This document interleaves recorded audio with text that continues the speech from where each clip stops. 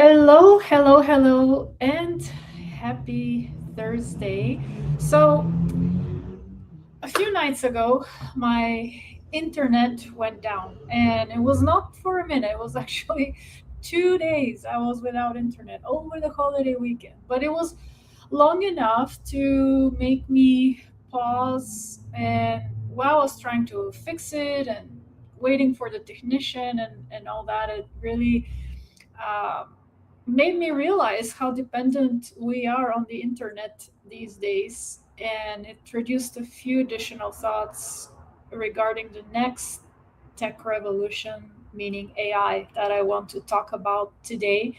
But before we dive in, for those who perhaps are tuning in for the first time or haven't met me, my name is Vessi Kapurian. I'm a former commercial lender, spent the majority of my corporate career in risk management and underwriting, started investing first for myself, and now I have the pleasure of working with other private investors, helping them through the due diligence process on commercial real estate opportunities. I also work with family offices and their family enterprises at the board level, advising on risk management, governance, investment diligence, and govern and next gen transitions and so forth. So, without further ado, let's dive straight into the topic. And so, the question, right, what that event, the internet going down, um, caused me to ask myself is, well, what happens with AI next? And so, first, let me be honest where I sit with AI today, because I don't want people to assume, and I'll be transparent, that I am a slow adopter. I will own that, but I'm a adopter nonetheless. And slow doesn't necessarily mean resistant, because I think we can all agree, or at least my thought is that AI is here to stay. I don't treat it as a fad or something that will pass or die down. And the camp that thinks that way is likely going to be left behind. I'm also not in the other camp either. The first adopters, the early adopters, the one that basically hands in the keys and calls it progress and stops paying attention.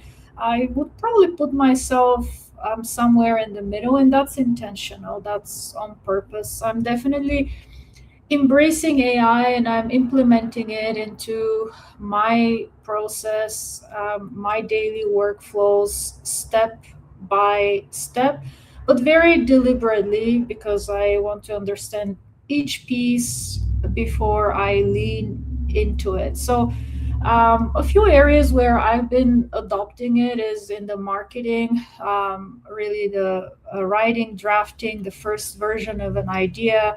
It really helps me go from a blank page to something I can react to much faster. So it's my idea partner, my thought partner, images, visuals.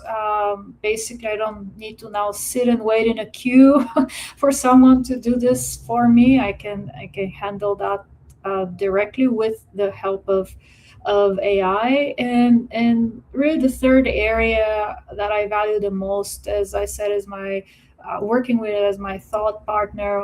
I like to call it my sparring partner, not to tell me what to think, but to challenge or maybe bring up additional angles that I haven't um, thought of, and help me pressure test, right, what I'm thinking.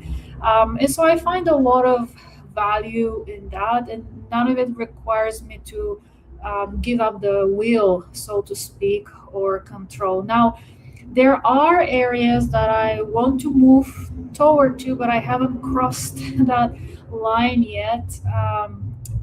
Some of them include the agentic processes, where you basically have AI, right, be your employee.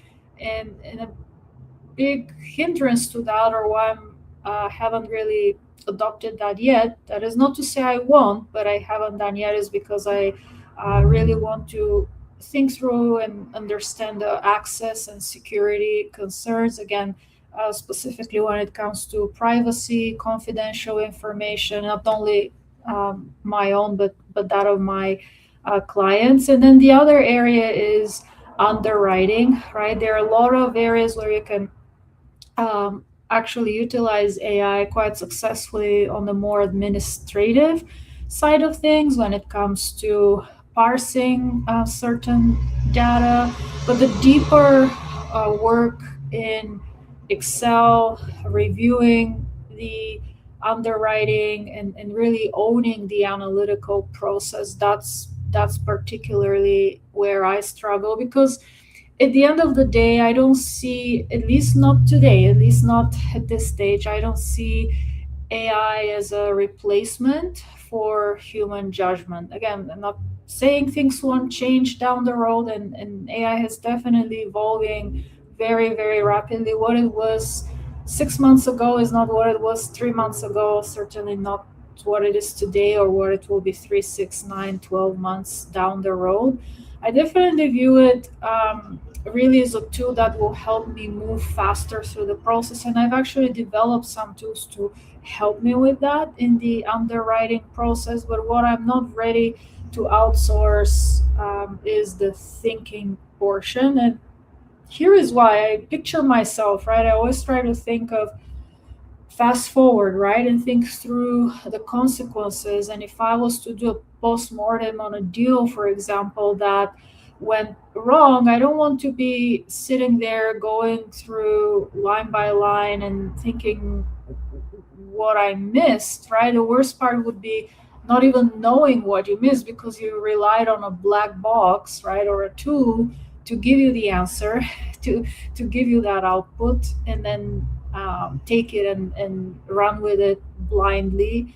And I see a lot of folks, right, still leaning heavily on AI. But again, what concerns me specifically when it comes to the underwriting process is that it's that black box, right? I wouldn't want to completely rely on it. I like to feel, touch, play with the Excel, sensitize the numbers, just really dig into it, understand it, and own that decision, right? Own the judgment piece of it. So intentionally, right, at this stage, I remain the bottleneck in the process where everything done through AI, including some of the administrative processes that I'm slowly looking to outsource, really has to go through me. And again, that's on purpose, that's by design. And at least for now, this is where I stand. Of course, speed is wonderful at the front of the funnel, but the decision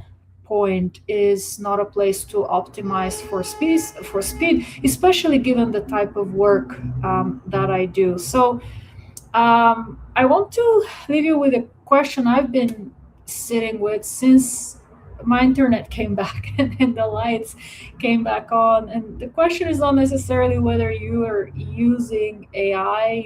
You probably, many of you already are, and if you're not, you probably will be very soon. I think that part is settled or will be settled for most people soon. But the question is, where have you quietly let it stop being a tool that speeds up the work and start being the thing that makes the decision for you? And find that line in your own process. Of course, the answer would be different for everyone.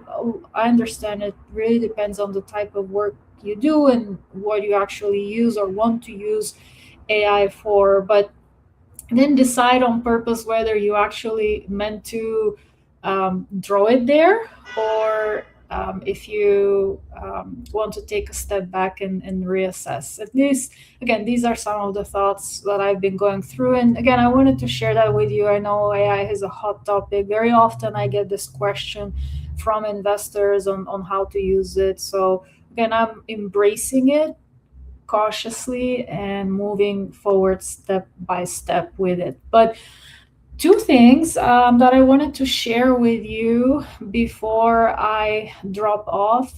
First, I'm putting together, or I rather already put something together very special that will be available for a limited time before summer starts. So if you'd like the details, simply comment summer below or send me a DM and I will share more information with you if you're curious. Second, there's something else coming up. It's something I've been working on for quite a while, and it's really designed to create value for investors, active, passive, or their advisors. I'm not ready to share the details yet, but if you would like to be the first to know, subscribe to my channel, follow me on LinkedIn, YouTube, social media, so the notification reaches you. Again, I will be announcing that within the next few days. And as always, if any of what I shared today raised any question for you, leave it in the comments. I love interacting and appreciate everyone's contribution to the discussion. I do read them, I respond to them. It's me, it's not AI responding to them. Again, that's the part I have not outsourced. And really, these conversations are the reason I keep doing these pop up live events on a weekly basis. So, I appreciate you. Thank you for joining. And until next week, ciao.